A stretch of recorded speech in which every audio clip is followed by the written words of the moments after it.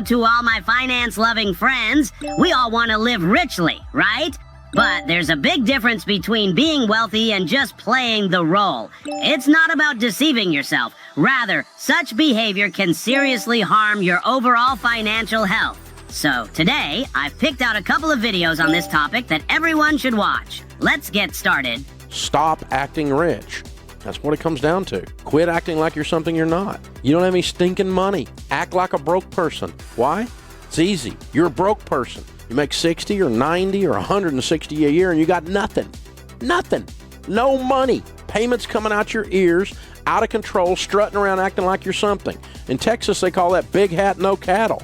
Stop it. It's time to lay these basic steps out and lay into them and say, that's it. I'm tired of being broke. I worked too stinking hard to be this broke.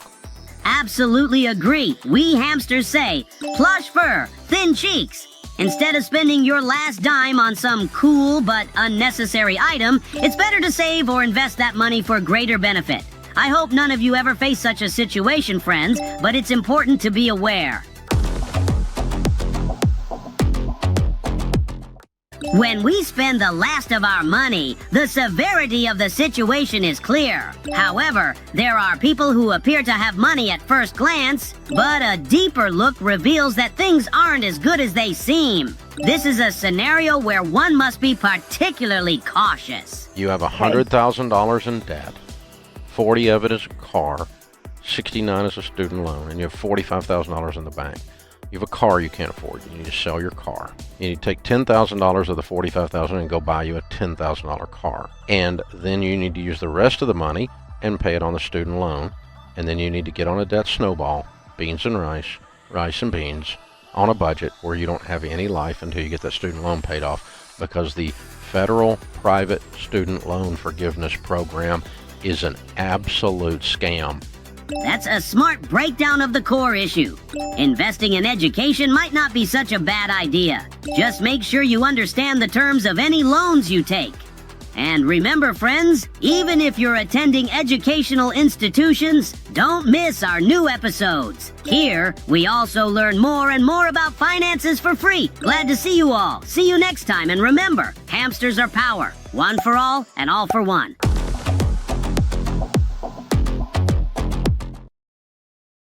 Hey, my dear CEOs, the world of finance is filled with paths on how and where to invest, right? Well, not so fast. Today, I'm going to prove that having a few choices might just be an illusion. And I'll also show you a video on what to do if you've actually achieved the goal of building your own big company. Yep, we've got some super interesting topics lined up, so no more chit-chat, let's dive in.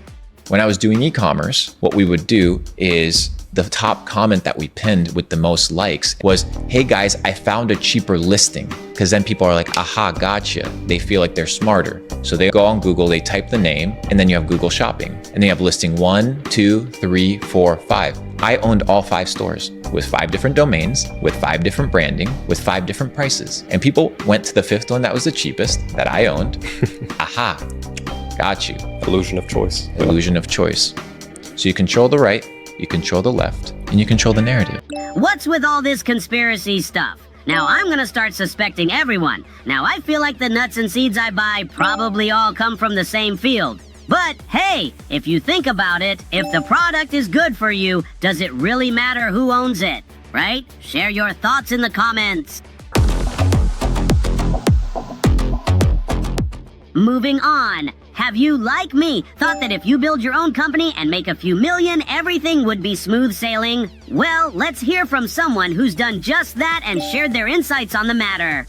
When we don't have money, we don't make big mistakes. When I raised $5 million US, I think, wow, I'm rich. So I tried to hire a lot of high-ranking people from those Fortune 500. When I hire them, I know something rough. For example, I want to make a marketing plan for my product. So I asked my VP of marketing. He said he made a plan for $30 million. And I said, I only have $5 million. He said, Jack, I have never made any marketing plan below $20 million.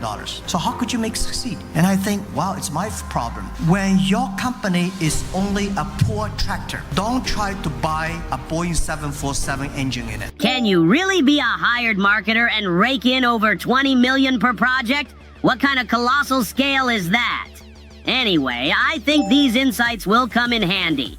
Because I'm sure you'll hit it big. And remember this episode when you're hiring your own marketing guru. Keep up with our tips. They help you think big. See you around, and remember, hamsters are power. One for all and all for one.